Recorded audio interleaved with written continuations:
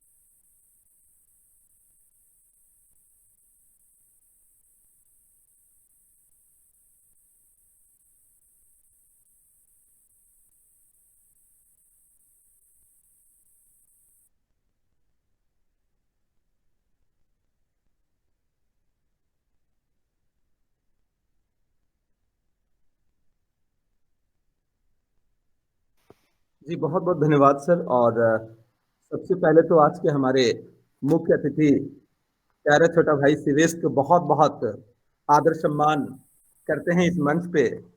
और सचमुच में आज आपके बीच में एक ऐसे शख्सियत जुड़े हैं छात्रगण, जिन्होंने ज़िंदगी के झंझावातों से जूझते हुए आज बहुत-बहुत उच्च मुकाम पर पहुँचे हैं। अब अभी हमारे घर से दोनों मित्रों के घर से कुछ कोरोना में हम सब काफ़ी परेशान हो गए थे। और अभी दोनों के यहाँ से जो दोनों लोग हैं, शिवेश के पापा और मेरे बड़े भाई, अभी स्वस्थ लाभ ले रहे हैं और काफ़ी अच्छे हैं। हम सब दोनों ने काफ़ी लंबा साथ उस समय में निभाया था और अभी हम लोग अच्छे हैं। शिवेश जी के भी स्वास्थ्य की हम सब बहुत ही मंगल और उच्च कामना करते हैं। शिवेश बहुत ही मेधावी छात्र रहे हैं और हमेशा बहुत ही कोऑपरेटिव रहे हैं और नित्य नए प्रयोग करते रहते हैं। इनकी कविता जब आप पढ़ लेंगे तो आप में एक आग सी लग जाएगी। तो जितने ये स्मार्ट हैं, उतने ही ज़्यादा ये लिखते भी उतने ही सुंदर हैं। तो शिवेश जी का इस मंच पे, गुरुकुल के इस मंच पे बहुत-बहुत स्वागत करते हैं। हमारे आज के स्पॉन्सर भी नमस्ते हैं सर। शिवेश जी। और आपका सहयोग हमेशा हमें मिलता आया है, चाहे वो धन्यवाद शिक्षा के सर। क्षेत्र में हो या फिर मुझे अच्छे से याद है आरोग्य में मेरे पिताजी और उनके बड़े भाई साहब दोनों एडमिट थे। दोनों की स्थिति एक ही जैसी थी। पहले दिन से लेके 12वें दिन तक, जब तक वो पूर्ण तरह स्वस्थ नहीं हो गए, ये हमेशा मुझे मोटिवेट करने का काम किए हैं कि सुरेश जी ठीक हो जाएगा, ठीक हो जाते हैं। तो संजय सर, आपका बहुत बहुत आभारी हूँ। उस कठिन जी, समय में आप हमारे साथ एक छत के जैसा थे, जो कि सारा का सारा जो परेशानी था उसको आप झेल रहे थे। हमें सिर्फ अच्छा माहौल आप दे रहे थे। धन्यवाद सर। जेपी सर, धन्यवाद।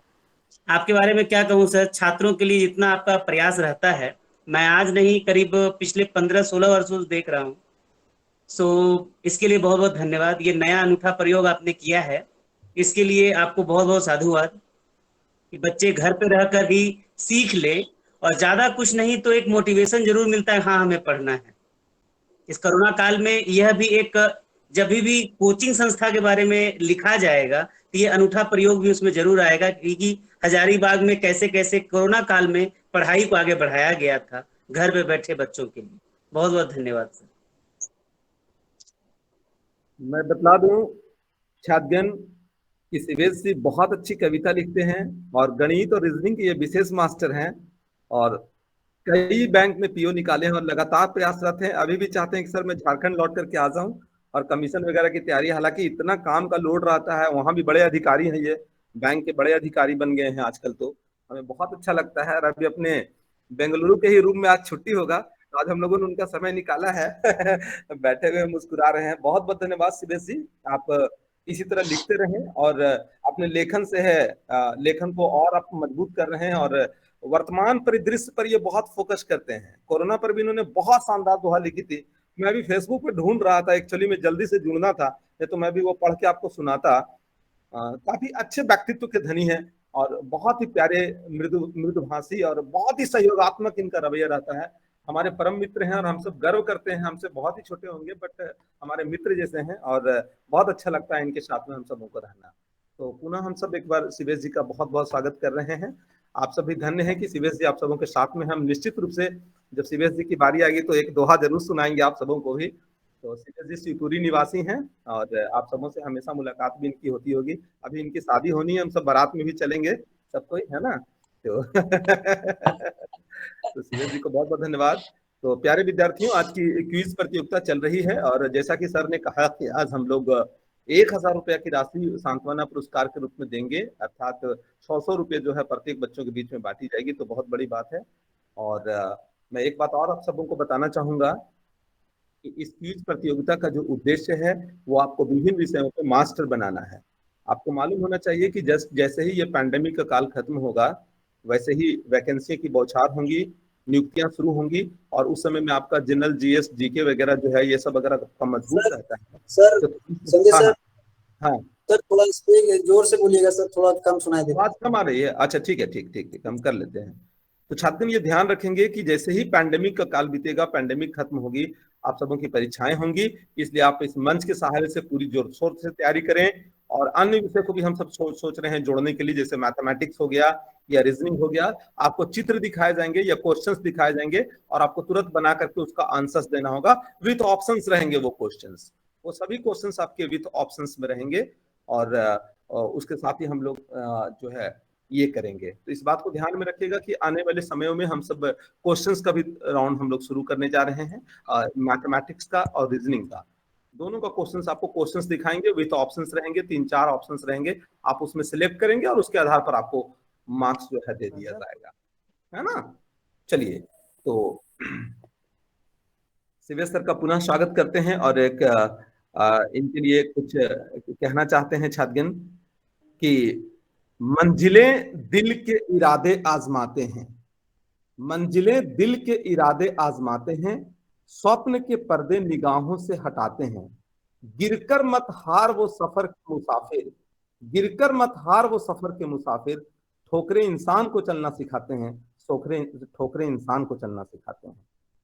तो बहुत बहुत धन्यवाद छात्रगण। और शिवेश जी को मैं बता दूं कि ये बहुत ही कोमल हृदय के सम्राट हैं और इनको मैंने रोते हुए भी देखा है, जिसमें पापा और मेरे भैया एडमिट थे आरोग्यम में, उसमें बेचारे मुझे नहीं लग रहा, चूंकि इनके भाई साहब, एक छोटा भाई इनके जो है फौज में है, और बड़ा भाई इनके फौज में है, इंडियन एयरफोर्स में है, और खुद ये इतने बैंकिंग में काम करते हैं, इतने जनता से रूबरू होते हैं, बावजूद ये बहुत ही कोमल हृदय के हैं।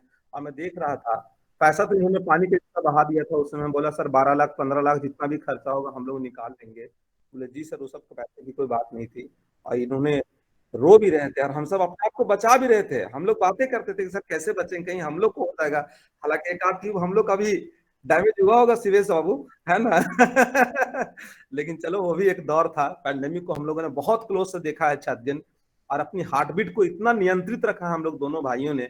हमें लगता था कि कल सुबह क्या पता कुछ बैड न्यूज हम लोग को मिल जाएगा, लेकिन सच्चे कर्म और सच्चे हृदय से किसी भी चीज को आप चाहेंगे तो पूरी कायनात आपको मिलाने के लिए रहती है। यही चीज का परिणाम हम सबको को मिला। बहरहाल, अब बातें कम है और काम आपको ज्यादा करना है। और संजय सर की शायरी गजब है, बहुत बहुत धन्यवाद।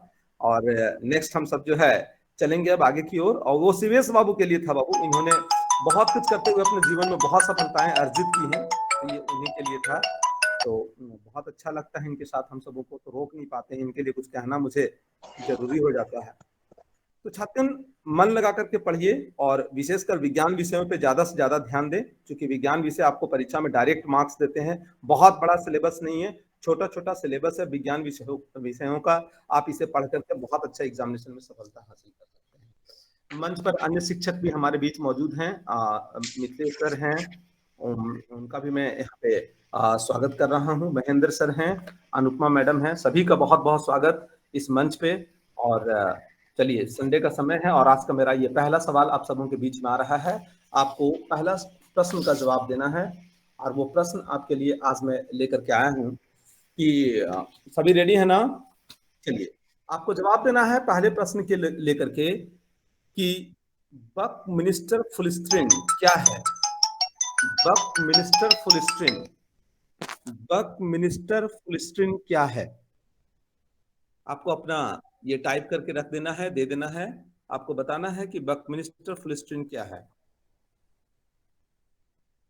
जी, आंसर आ गया है, बिल्कुल सही है।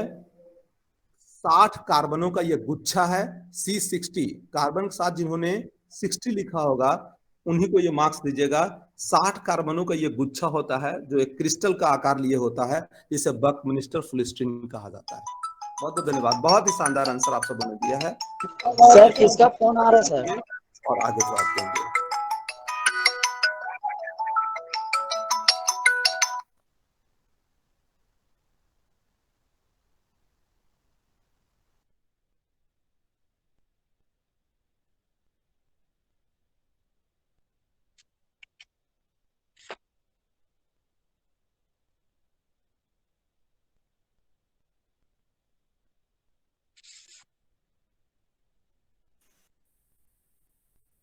नहीं, ज्वाइन हो गया सर।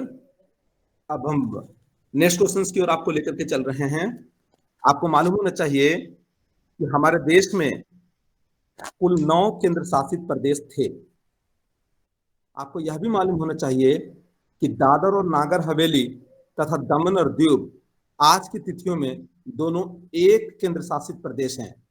अर्थात अब हमारे पास केंद्र शासित प्रदेशों की संख्या 9 से घटकर 8 रह गई है।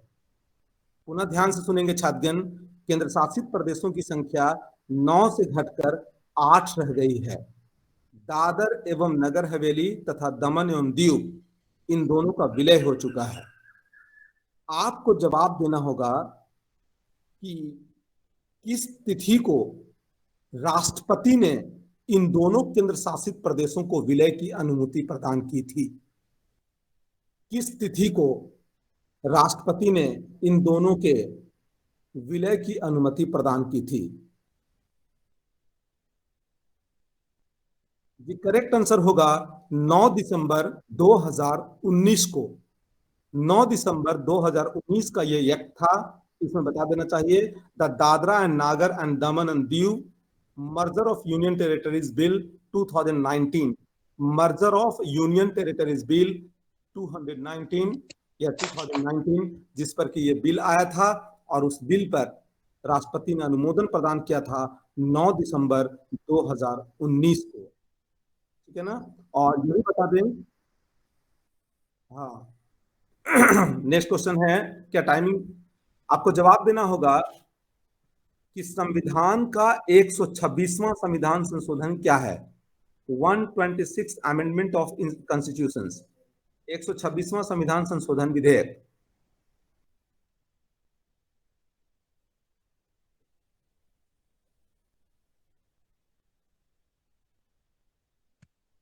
जी, 126वां संविधान संशोधन है, लोकसभा और राज्यों की विधानसभा में अनुसूचित जातियों एवं जनजातियों को आगे के 10 वर्ष के लिए उनको आरक्षित कर दिया गया है। आगे के 10 वर्षों के लिए उन्हें आरक्षण प्रदान किया गया है, अनुसूचित जातियों एवं जनजातियों, अर्थात SC ST को आने वाले 10 वर्षों के लिए, मतलब 2031 तक के लिए उन्हें इसी प्रकार का आरक्षण का लाभ मिलता रहेगा। इसी के लिए 126वां संविधान संशोधन विधेयक संसद में लाया गया था। बहुत अच्छा आप सब खेल रहे हैं और उम्मीद करते हैं कि आप आगे भी इसी तरह से अपना काम करेंगे। आंसर्स देख लीजिएगा, जिन बच्चों ने आंसर्स दिया था उसका जो है जवाब अपना नोट डाउन करेंगे सर। और हमारे पास आज नेक्स्ट क्वेश्चन है, बहुत ही ध्यान से कहेंगे। और क्वेश्चन से मेरा स्पोर्ट्स से, और क्वेश्चन है मेरा, कैचर शब्द किस खेल से संबंधित है? कैचर, कैचर शब्द किस खेल से संबंधित है? कैचर, जी कैचर है बेसबॉल से, बेसबॉल से है, जिन्होंने बेसबॉल मारा होगा उसे चयन करेंगे। कैचर बेसबॉल से संबंधित है। Over to you JP sir.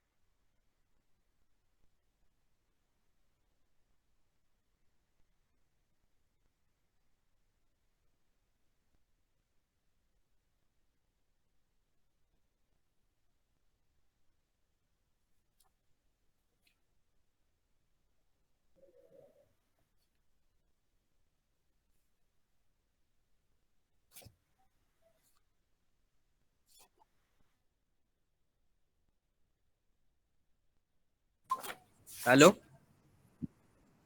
बहुत बहुत धन्यवाद सर, गुरुकुल की टीम और आप सभी को कि इस काबिल हमें समझें। और हम समझते हैं कि हजारीबाग में रह करके और गुरुकुल संस्थान से जुड़े हुए और बच्चों को मार्गदर्शन देने का एक बहुत बड़ा अपने आप में खुशी मिलती है। और मैं बताना चाहूँगा, अभी तो हार्ड टाइम चल रहा है। हार्ड टाइम कहने का मतलब है मुश्किल की घड़ी, और ये मुश्किल की घड़ी हमेशा के लिए नहीं रहती है ना।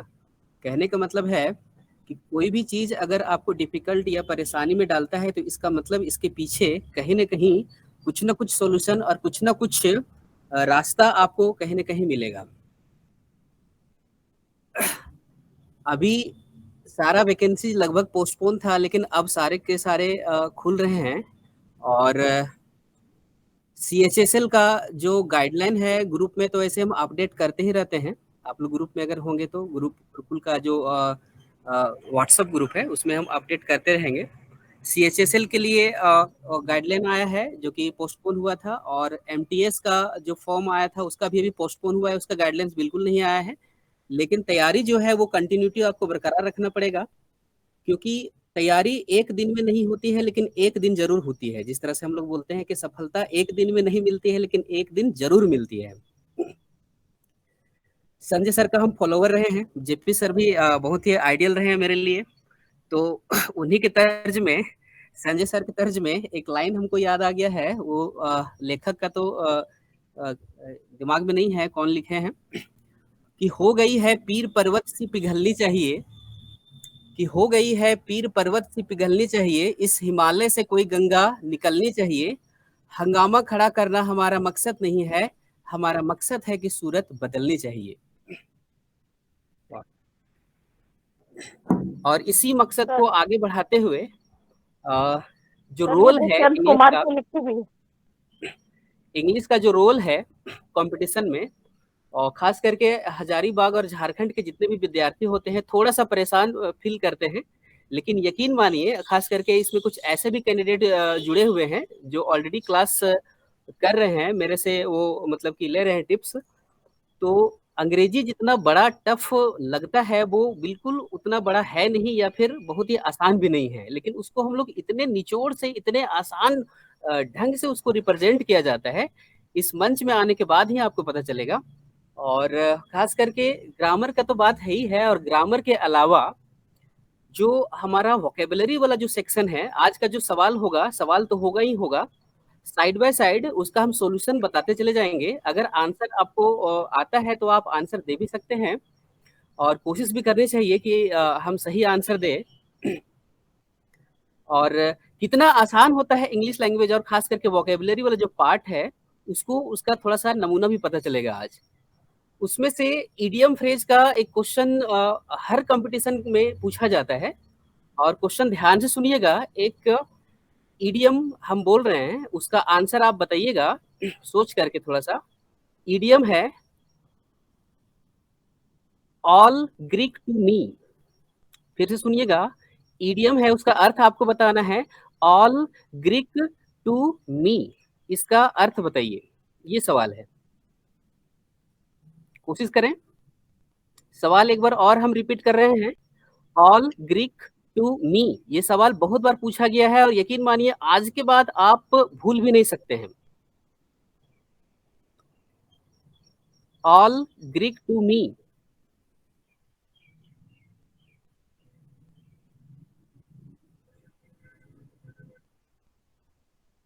हाँ, चलिए इसका आंसर हम बताते हैं। और आंसर हाँ, एक का सही है, something is difficult. Very good. कोई सोनम या शुभम है, उनका आंसर सही है, डिफिकल्ट टू अंडरस्टैंड।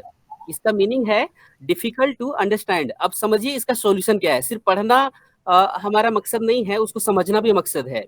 जैसे कि इडियम क्या है, मुहावरा जो हिंदी में हम लोग बोलते हैं, और वोकेबुलरी में हम लोग सिमिलर वर्ड और अपोजिट वर्ड को भी सीखते हैं, और इसका बहुत ही बड़ा रोल होता है कंपटीशन के एग्जाम में। और इसको बहुत ही डिफिकल्ट और बहुत ही परेशानी भरा पॉइंट मानता है लोग।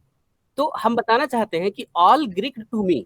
तो सबसे पहले हमको ये जानना है इसको कैसे हम याद रखेंगे। यकीन मानो आज के बाद हम इसको नहीं भूल पाएंगे। ग्रीक एक लैंग्वेज है जो कि बहुत सारे लोग नहीं समझ पाते हैं। बहुत ही स्कॉलर जो होते हैं वही ग्रीक भाषा को सीख पाते हैं, समझ पाते हैं। इसका मतलब क्या हुआ, ऑल ग्रीक टू मी। ये जो इडियम जब बन रहा था उस समय इस फैक्ट को लिया गया था, यानी कि हमारे लिए ग्रीक भाषा थोड़ा सा डिफिकल्ट है, तो इसको हम आसानी से बिल्कुल नहीं समझ पाते हैं, इसलिए इसका मतलब है डिफिकल्ट टू अंडरस्टैंड। ठीक है, चलिए दूसरा सवाल है जो कि बहुत ही इंपॉर्टेंट है। खास करके स्टेट लेवल का जितना भी एग्जाम में क्वेश्चन पूछा जा रहा है, एक अंडरलाइन वाला क्वेश्चन करके दिया जाता है, और उसका पार्ट्स ऑफ स्पीच पूछा जाता है। ध्यान से सुनिएगा क्वेश्चन को, और क्वेश्चन का पैटर्न भी सुनिएगा। एक सेंटेंस होता है, और एक सेंटेंस में एक कोई वर्ड को अंडरलाइन किया जाता है।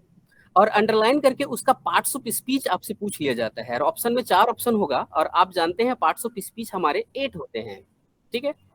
तो एक सेंटेंस हम बोल रहे हैं और उसमें से एक जो पार्ट होगा उसका हम चयन करेंगे और उसका पार्ट्स ऑफ स्पीच आपको बताना है।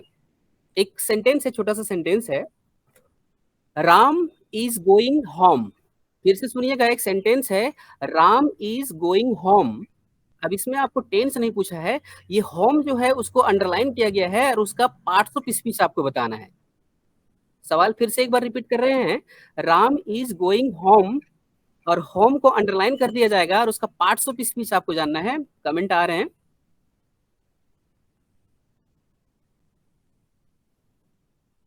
हाँ, जवाब बता रहे हैं। अब देखिए बच्चा इतना कंफ्यूज करता है, सारा का सारा जितने भी आंसर आ रहे हैं सारा का सारा गलत है, सभी ने नाउन टिक किया है।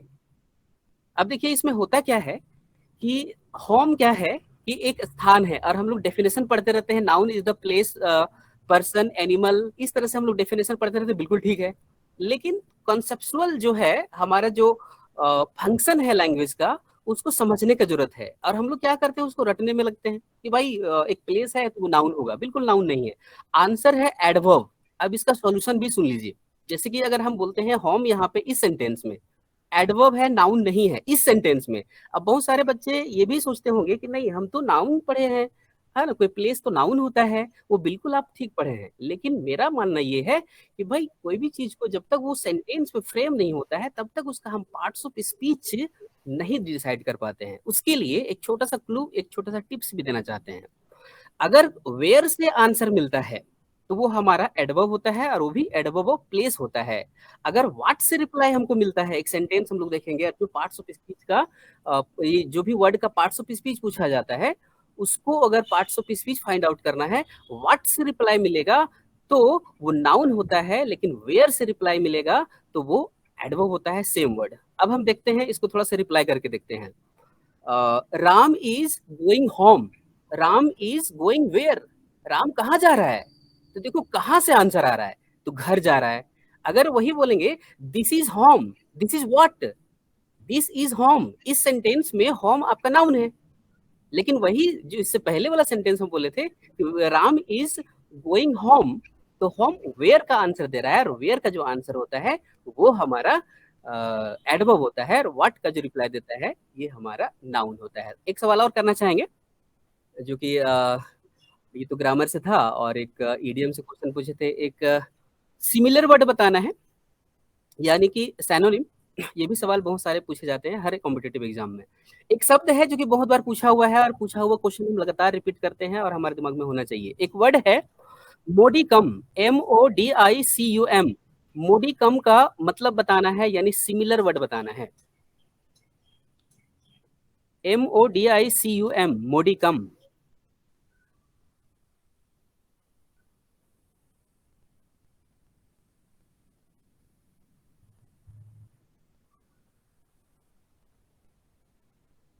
चलिए चलिए, आंसर गलत आ रहा है सबका, डोंट वरी।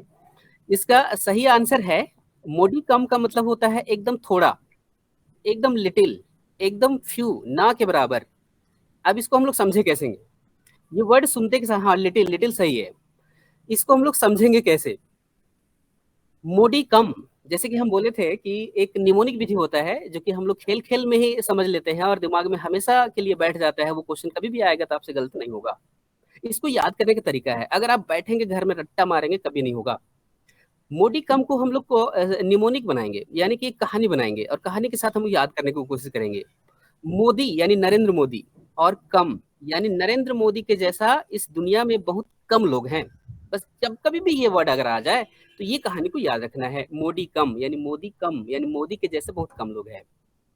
ठीक है, चलिए एक सवाल और आज के लिए है जो कि बहुत बार रिपीटेड है, ये सिमिलर वर्ड के लिए ही है। एक वर्ड है नेव, NAIVE। कोई नाइव बोलते हैं, कोई नेव बोलते हैं, सबका अमेरिकन और ब्रिटिश का अलग अलग प्रोनाउंसिएशन है। NAIVE लास्ट क्वेश्चन है आज इंग्लिश का। अभी और भी सवाल पूछे जाएंगे, GS के लिए है और भी बायोलॉजी या फिर केमिस्ट्री के क्वेश्चन पूछा जाएगा। आज के लिए लास्ट सवाल है इंग्लिश के लिए, NAIVE नेव का मतलब बताइए, सिमिलर वर्ड। आर्टलेस सिग्नल, बहुत बार रिपीटेड है क्वेश्चन। Innocent, very good. एक का आंसर सही है। नेव का मतलब है इनोसेंट, इनोसेंट का मतलब है भोला वाला। अब इसको समझ लीजिए, इसका कहानी क्या है। नेव यानी कि नाव से याद रखना है। नाव जो चलाते हैं, जहाँ पे हम लोग कभी कभी जाते हैं कहीं तो घूमने के लिए, तो बैठते हैं, तो नाव चलाने वाला व्यक्ति बहुत भोला वाला, बहुत सीधा साधा व्यक्ति होता है। ठीक है, तो हाँ, इनोसेंट बिल्कुल सही है ना। तो उम्मीद करता हूँ कि सेशन अच्छा है और अच्छा लगा होगा। और इसी तरह से इसी मार्गदर्शन को हम लोग, जब हमारा पैंडेमिक खत्म होगा, उम्मीद करते हैं कि जल्द से जल्द ये खत्म हो जाए और हम लोग फेस टू फेस मुलाकात करें, और उसमें भी हम लोग को मौका मिले सेवा देने का। और जो लैंग्वेज है, इंग्लिश लैंग्वेज के प्रति, है ना, थोड़ा सा नेगेटिव होता है, खास करके हजारीबाग के कैंडिडेट, क्योंकि वो गांव से आए हुए रहते हैं और उनको लगता है कि ये लैंग्वेज थोड़ा सा डिफिकल्ट है, लेकिन कुछ ऐसा हम लोग पेश करते हैं, ऐसा रिप्रेजेंटेशन होता है हमारा कि एक छाप छोड़ के निकलते हैं, और जो डिफिकल्ट है उसको आसान किया जा सकता है by labouring hard. Thank you.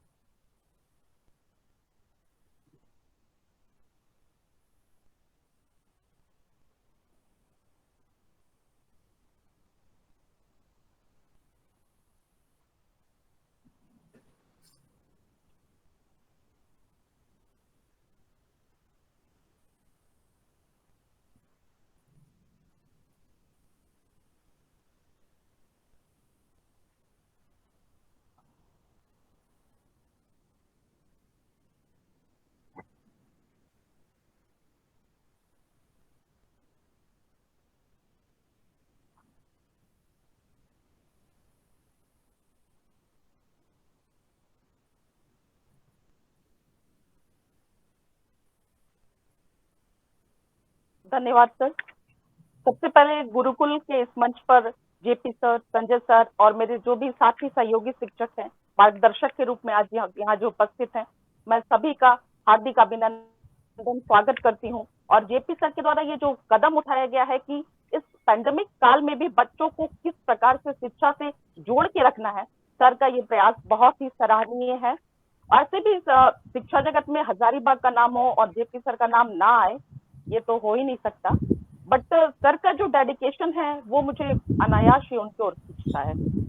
अभी कुछ लोग हमारे जो पहले वक्ताओं ने कहा, संजय सर या फिर महेंद्र सर के द्वारा कुछ मोटिवेशनल कुछ शब्द, चंद शब्द कहे गए, तो मुझसे भी नहीं रहा गया, मैं अपने भी उद्गार, हरिवंश राय बच्चन की कुछ पंक्तियां मुझे भी याद आ गई।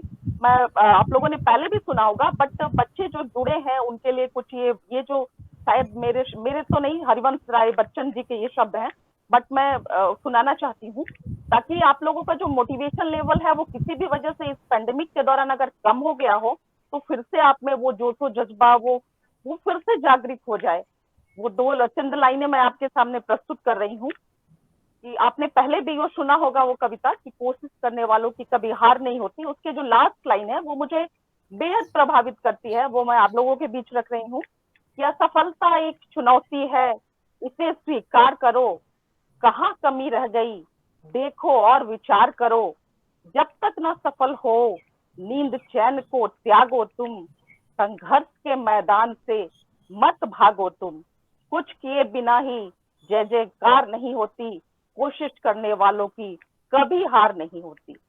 मैं इस पंक्ति को चुनने का मेरा मकसद ये था कि अभी जो पेंडेमिक चल रहा है, बच्चे एजुकेशन से दूर हो रहे हैं, कोचिंग संस्थाएं बंद हैं, स्कूल कॉलेजेस बंद हैं, तो जब तक हम कुछ करेंगे नहीं तब तक हो सकता है कि ये पेंडेमिक खत्म हो और जिस तरह सरकार जिस तरह से संज्ञान ले रही है, अचानक से वैकेंसीज आ जाए और उस समय हम युद्ध के मैदान में चले जाएं और हमारे पास अस्त्र शस्त्र ही ना हो।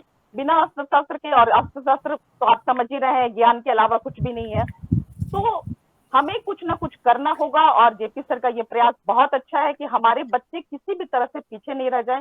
जो भी बच्चे जुड़े हुए हैं गुरुकुल संस्थान से, सर हमेशा कोशिश करते हैं, और अभी बहुत आभा के द्वारा जो रिजल्ट आया या फिर एक दरोगा जो रिजल्ट आया, वो सर के ही मेहनत का प्रयास है कि सर हमेशा मोटिवेट करते रहते हैं। और ये जो पीरियड हमारा चल रहा है वो किसी भी तरह से मतलब ये मिस ना कर जाए, इसीलिए सर ये इन्होंने जो क्विज प्रतियोगिता सर ने शुरू कराई है।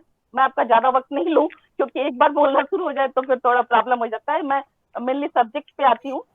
मुझसे कहा गया कि कुछ प्रश्न आप पूछ लें, तो मैं अभी जो करंट का है हमारे साइंस से भी रिलेटेड है, और इसको आप जीएस में भी आ सकता है ये प्रश्न, और साइंस से भी रिलेटेड है, इसलिए मैंने सोचा मैं इसको ही पूछ लूं कि अभी अभी जो कोरोना वायरस का जो वेरिएंट भारत में पाया गया है, मेरी तरफ से आप लोगों के लिए प्रश्न है, जो भी बच्चे मुझे सुन रहे हो, आप लोगों के लिए मेरा प्रश्न है कि कोरोना वायरस का जो वेरिएंट भारत में पाया गया है, WHO के द्वारा उसे क्या नाम दिया गया है?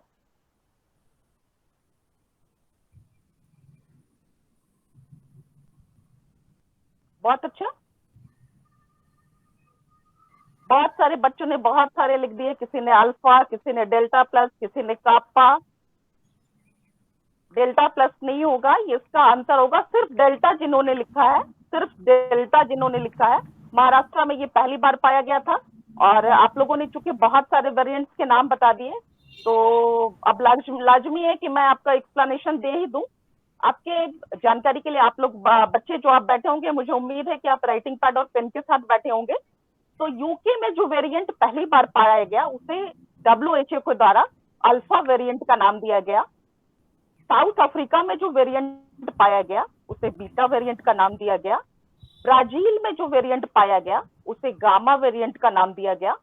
और इंडिया में जो वेरिएंट पाया गया, उसे डेल्टा वेरिएंट का नाम दिया गया। और नेपाल में जो वेरिएंट पाया गया है, उसे कापा वेरिएंट का नाम दिया गया। तो हमारे लिए आज का ये प्रश्न का जो उत्तर है, सिर्फ जिन्होंने डेल्टा लिखा है उनको आप करेक्ट कर लें, जो भी कर रहे हो। और जी सर, हाँ ओके सर। अभी आप लोग जानते होंगे कि नवीकरणीय ऊर्जा पर बहुत ज्यादा जोर है, और अब बहुत सारे देशों की बैठक हो रही है हमारे मोदी जी के साथ, जिससे हम जो है नवीकरणीय संसाधनों पर बहुत ज्यादा उनका एम्फेसिस है। और आपकी जानकारी के लिए मैंने क्लास में भी बताया है कि एक पहला अंतरराष्ट्रीय मुख्यालय है जो भारत में खोला गया है। तो मैं आप उसी से संबंधित मैं आपको एक प्रश्न पूछ रही हूँ कि अंतरराष्ट्रीय सौर गठबंधन, इंटरनेशनल सोलर अलायंस, जो कि अंतरराष्ट्रीय स्तर का पहला मुख्यालय है, जो कि भारत में स्थित है, जैसा कि मैंने अभी बताया, ये भारत के किस स्थान पर है? ओके, गुरुग्राम बहुत से बच्चों ने लिखा, बहुत अच्छी बात है। ये हमारे भारत के लिए गर्व की बात कि गुरुग्राम जिन लोगों ने लिखा है, या गुड़गांव तो उसका पुराना नाम था, गुरुग्राम ही आप कंसीडर करें। गुरुग्राम जो बच्चे लिख रहे हैं वो सही आंसर है। आपको पता होगा कि हमने 175 गीगाबाइट जो है ये लक्ष्य किया है मोदी जी ने 2022 तक, कि हम ये लक्ष्य को नवीकरणीय ऊर्जा संसाधन के रूप में प्राप्त करेंगे, और जिसमें से 100 गीगाबाइट एनर्जी हम सोलर से प्राप्त करेंगे। क्योंकि भारत में 300 दिन धूप उपलब्ध होती है, तो उस धूप को हम लोग एक बेहतर संसाधन के रूप में प्रयोग करके सोलर जो अलायंसेस है उसको बढ़ाएंगे। और ये इसकी जो लीडरशिप है वो भी हमारे माननीय प्रधानमंत्री श्री नरेंद्र मोदी के द्वारा किया जा रहा है, और इसीलिए इसका जो मुख्यालय है वो भारत में पहला मुख्यालय है, जो गुरुग्राम में खोला गया है। तो इसी के साथ 2 क्वेश्चन मुझे कहा गया था, अगर और भी बाकी लोग हैं। ओके सर, मैं बाकी जो विद्यार्थी जो जुड़े हैं, मैं उनके लिए शुभकामना देती हूँ कि आप लोग इसी तरह से प्रयास करते रहें, एक न एक दिन हमें सफलता जरूर मिलेगी। इन्हीं शब्दों के साथ मैं अपनी वाणी को विराम देती हूँ। धन्यवाद।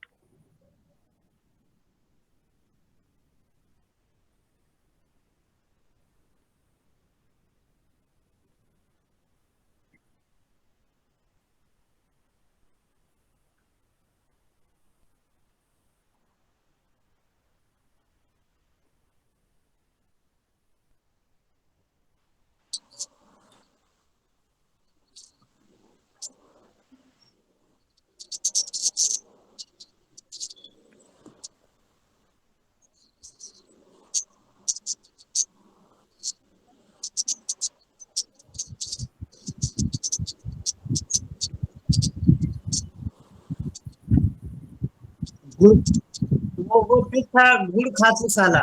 नहीं, वो ट्रिक था गुड़ खातू साला, मुझे अभी तक याद है।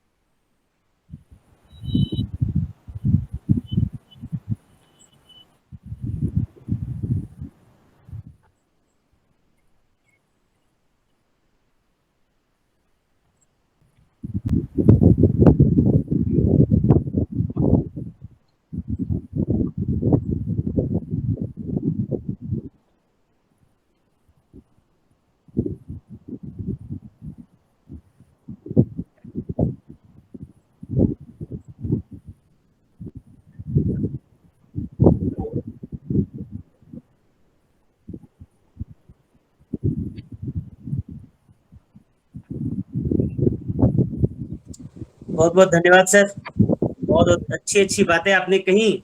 और मुझे ऐसा लगता है कि जितना मेरा व्यक्तित्व नहीं है उससे ज्यादा मुझे सुनने को यहाँ मिल रहा है। सबसे पहले आपको, संजय सिन्हा सर को, और जो इंग्लिश के जो क्वेश्चन पूछा है सर ने, मैं नाम भूल रहा हूँ जी, महेंद्र सर, आप सभी को बहुत बहुत धन्यवाद इस कार्यक्रम को सफल बनाने के लिए। लेकिन मैं चाहता हूं कि बच्चों को, जिन्होंने पार्टिसिपेट किया है इस कोरोना के काल में, एक्चुअली उन्हीं का सबसे बड़ा योगदान है इस कार्यक्रम को चालू करने में भी और इसे सफल करने में भी। उन सभी का बहुत बहुत आभार व्यक्त करना चाहूंगा। और मेरी 2 ही पंक्तियां मैं सुनाना चाहूंगा, उनको ज्यादा वक्त नहीं लूंगा। अभी कोरोना के काल में भी लोग पढ़ाई कर रहे हैं, तो हो सकता है कि उनको मोटिवेशन मिले। डरने की तो बात नहीं थी, भाई तू घबराया क्यों? डरने की तो बात नहीं थी, भाई तू घबराया क्यों? सच था तो उसको कहने में इतना देर लगाया क्यों? घाव भरे पांवों से हमने पथरीली राहें नापी, घाव भरे पांवों से हमने पथरीली राहें नापी। अब फूलों के बंटवारे में अपना और पराया क्यों? डरने की तो बात नहीं थी, भाई तू घबराया क्यों? वाह, बहुत सुंदर। मैं बच्चों को, मैं क्वेश्चन क्या पूछूंगा, वो कंपटीशन में है, तैयारी कर रहे हैं। अब मेरी पढ़ाई छुटी हुई, मैं बुक्स पढ़ता हूँ, काफी बुक्स पढ़ता हूँ, लेकिन जो प्रतियोगिता परीक्षा के लिए जो बुक पढ़ी जाती है उनसे शायद मेरी दूरी हो चुकी है। तो मैं उनसे एक प्रश्न पूछूं, ये बहुत ज्यादा मतलब सही नहीं होगा, लेकिन आपने कहा है कुछ निर्णायक प्रश्न पूछने के लिए, तो कुछ मैं क्वेश्चन जरूर पूछूंगा।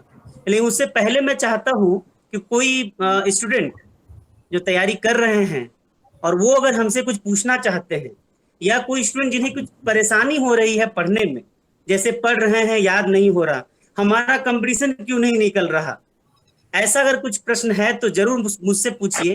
अपना कैमरा ऑन करके मैं जवाब देना चाहूंगा, या फिर कोई भी प्रश्न जो आप पूछना चाहें मेरे से।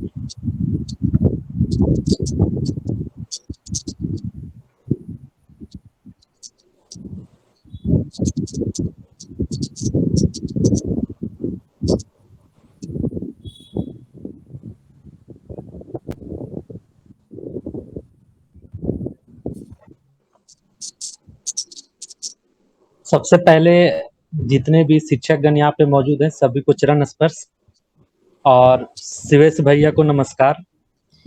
आपका प्रमोशन होने के लिए भी आपको बधाई। शिवेश भैया, मैं एक्चुअली अभी दिल्ली में यूपीएससी की तैयारी करता था। अभी पिछले साल पेंडेमिक में थोड़ी आर्थिक स्थिति घर की अच्छी नहीं हुई, तो मैं घर पे आके भी वर्तमान में तैयारी कर रहा हूँ। तो मेरा ऑप्शनल सब्जेक्ट हिंदी साहित्य है, तो मेरा भी कविता और कहानी और उपन्यास को लेके थोड़ा रुचि रहता है। मेरे मन में भी बहुत सारी, जैसे मैं घटनाएं, रोड पे जा रहा हूँ तो कुछ घटनाएं, जैसे एक दिन मैं एक कुत्ता को मरा हुआ देख लिया, तो मेरे मन में विचार आया कि मैं इसे कविता के रूप में दूं। तो वो मैं मतलब थोड़ा दे नहीं पाता हूँ, क्योंकि तैयारी कर रहा हूँ अभी पीएससी का, तो टाइम नहीं दे पाता हूँ उतना लिखने का।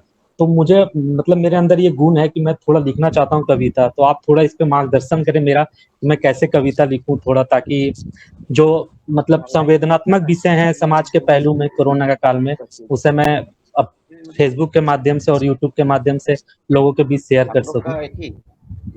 सब टीचर का कविता लिखना जो है वो 2 तरीके से होता है।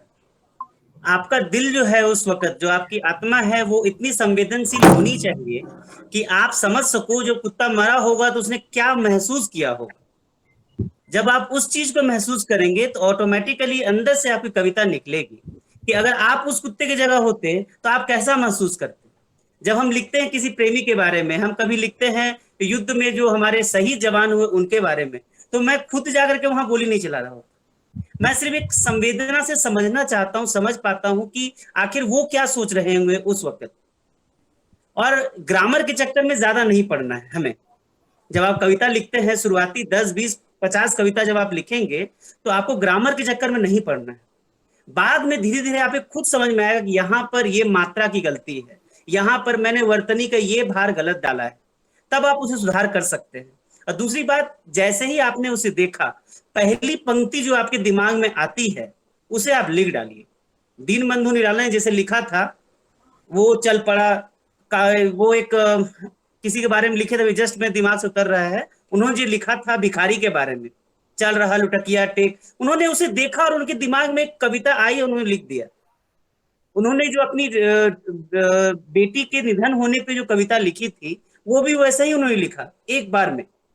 रांगे राघव एक बहुत बड़े उपन्यासकार है, उनकी पत्नी कहती हैं कि जब भी वो उपन्यास लिखते थे तो कमरे में 4-5 दिन के लिए बंद हो जाते थे, खाना पीना सब त्याग कर। जब निकलते थे तो उनके हाथों में एक उपन्यास होती थी। तो जब आप किसी चीज के बारे में सोचते हैं तो गहराई से सोचिए, एक बार उसको अपने आप को उसकी जगह रख कर देखिए कि आप क्या महसूस कर रहे हैं, क्या गुजरा होगा। और कविता लिखने के लिए मैं बताऊंगा कि कभी भी ऐसा नहीं होता कि रख करके आप सोच रहे हैं कविता के बारे में, ये कविता हो ही नहीं सकती। मैंने एक कविता लिखी थी यहाँ अपने ब्रांच पहुंचने के पहले, ट्रैफिक में फंसे 2 मिनट का रास्ता 5 मिनट का जाम, 2 मिनट का रास्ता 5 मिनट का जाम, 2 मिनट का रास्ता 5 मिनट का जाम, जिसने दी है मुसीबतें वही करे, जिसने दी है ये कविता मैं अभी भूल रहा हूं सुनाने के लिए। 2 मिनट का रास्ता 5 मिनट का जाम, ऐसा एक कविता हुआ था, मैं भी भूल रहा हूं, कविता याद कर पाना बहुत मुश्किल होता है, एक लय में लिख जाते हैं। तो आप किसी वक्त, जिस वक्त आप सोचते हैं इस कविता के बारे में, वहां पर जो मुखड़ा, जो आपको पहला लाइन आ रहा है, वो आप या तो दिमाग में रिपीट कीजिए, वो उसे कहीं भी लिख डालिए। फिर जब आप उसके बारे में सोचेंगे तो खुद ब खुद एक कविता बन जाएगी। कविता लेखन बहुत बड़ा रॉकेट साइंस नहीं है। दूसरी चीज, पढ़िए, जितनी ज्यादा किताबें आप पढ़ सकते हैं, कोर्स से बगल होकर, मतलब आप 1-2 घंटे हफ्ते में निकाल सकते हैं। जीवनी पढ़िए, लोगों के किस तरह से उन्होंने कविताएं लिखी हैं वो पढ़िए। किताब खरीदने की जरूरत नहीं है, पीडीएफ में और यूट्यूब पे बहुत सारी कविताएं मिल जाएंगी आपको, वो सुनिए, वो आपको हेल्प करेगा। जी सर, वो तो मैं एकदम हर दिन रात में सोने से पहले एक बार जरूर सुनूं। मतलब जब भी मुझे पढ़ते पढ़ते 2-3 घंटा हो गया तो मैं 10-20 में फ्रेश होने के लिए 10-15 मिनट कविता ही सुनता हूँ। तो कोई बात नहीं, अगली बार जब मुलाकात होगी तो कोई कविता आपके सामने जरूर प्रस्तुत करूंगा। जी बिल्कुल बिल्कुल बिल्कुल भाई, बिल्कुल सही कहा गया है कि जहां ना पहुंचे रवि वहां पहुंचे कवि।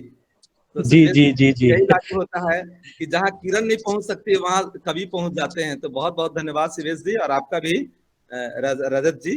चलिए, over to you Shivesh sir.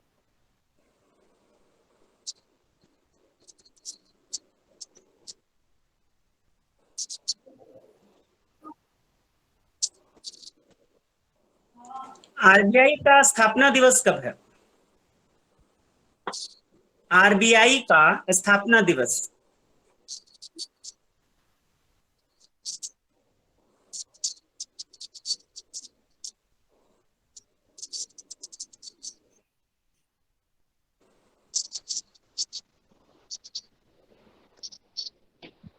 दूसरा प्रश्न, आरबीआई का नेशनलाइजेशन कब किया गया था? बहुत अच्छा। किस ईस्वी में आरबीआई का नेशनलाइजेशन हुआ? रजत कुमार 190 था। स्टेट बैंक ऑफ इंडिया का स्थापना कब हुआ?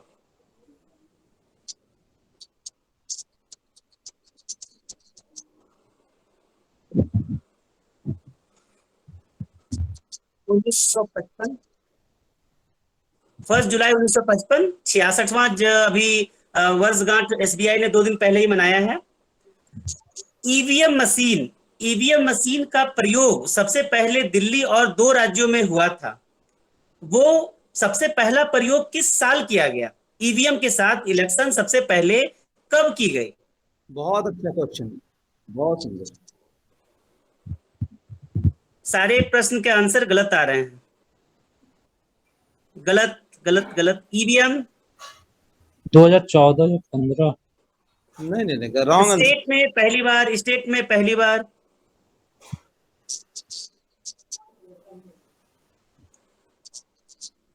अभी तक सही नहीं आ पाया है, अभी तक नहीं।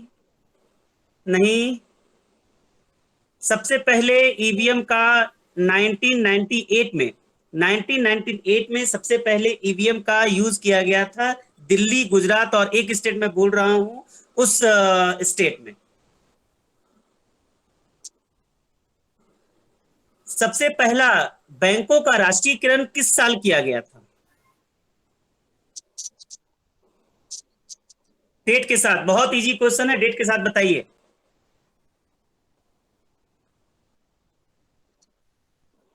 गोपाल कुमार, गोपाल, यस, 19 जुलाई 1969 सर, करेक्ट। सही है sir.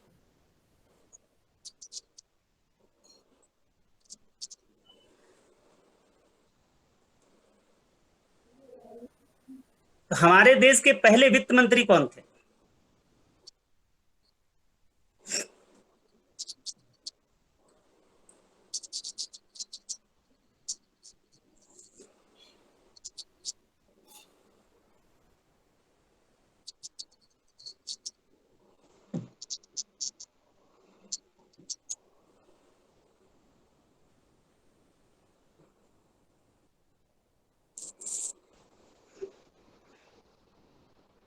CD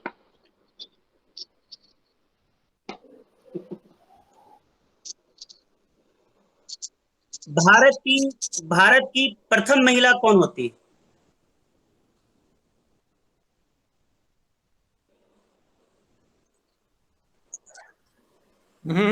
lady. President's wife.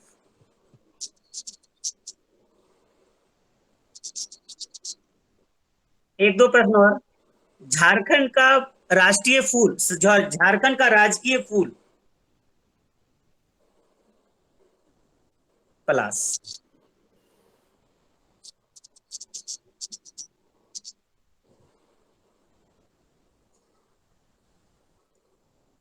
सभी छात्रों ने बहुत तेज आंसर लिखा है, मुझे पता नहीं कैसे टाइप कर रहे हैं वो, लेकिन बहुत ताबड़तोड़ आंसर उनके तरफ से आते हैं।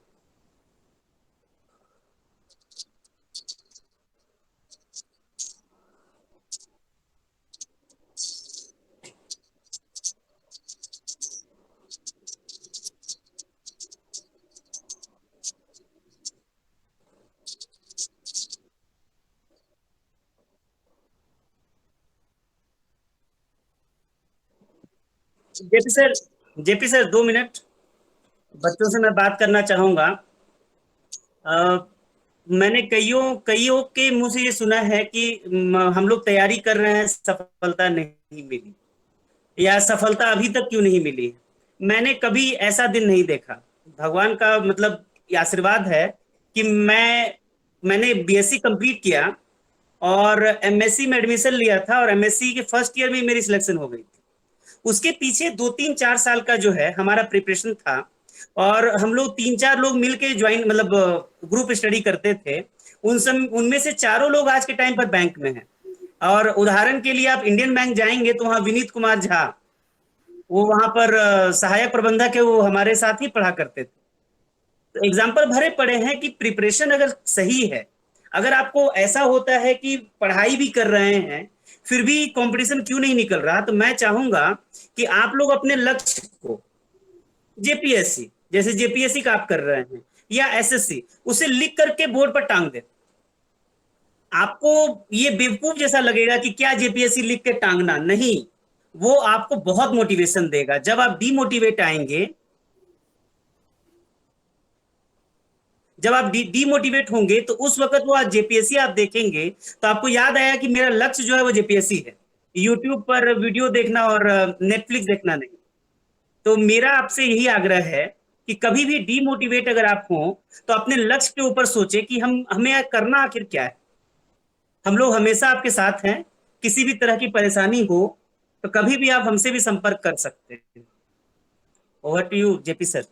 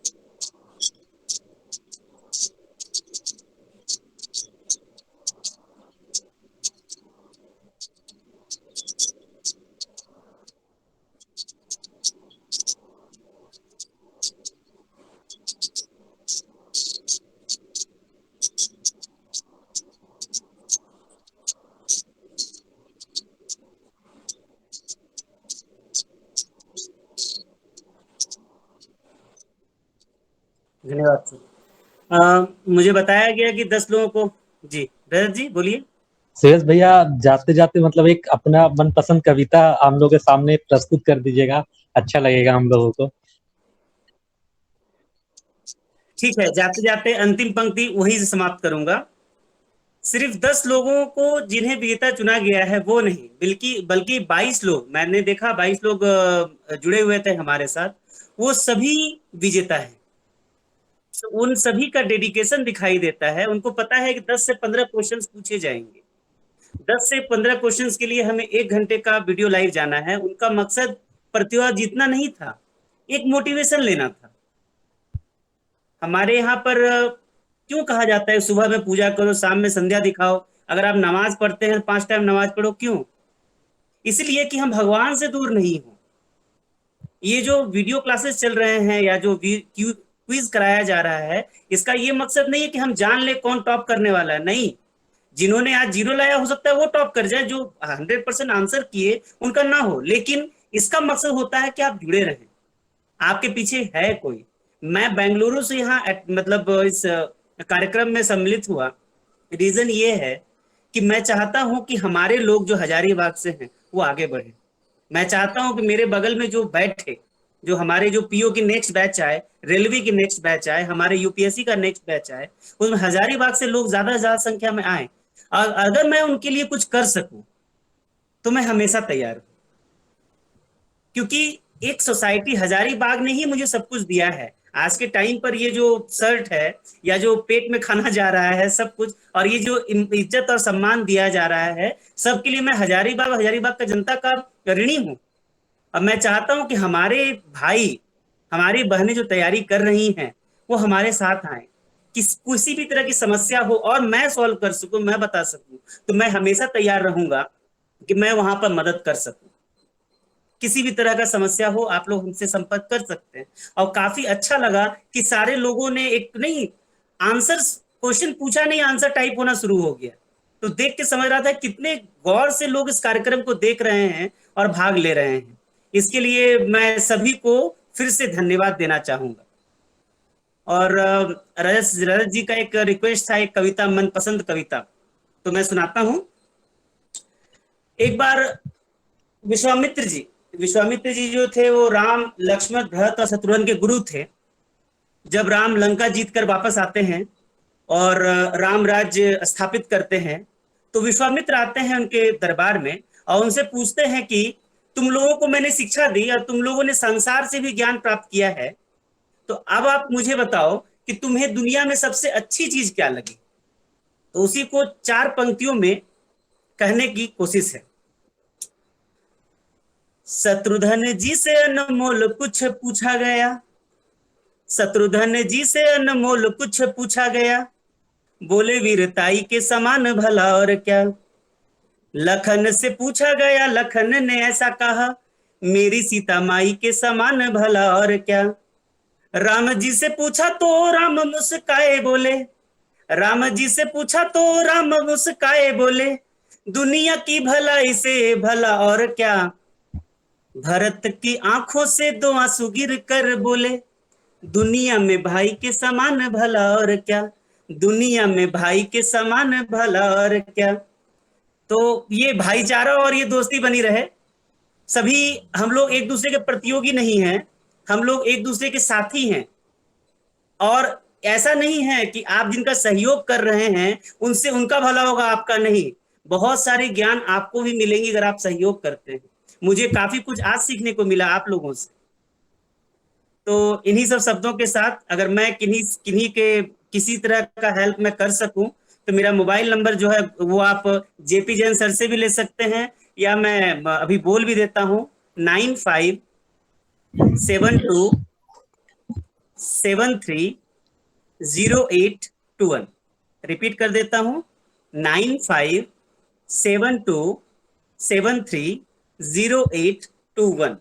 कभी कोई समस्या आए या कहीं लगे कि अटक गए हैं, समझ नहीं आ रहा, बहुत निराशा लगे जीवन में, मुझे कॉल कीजिए।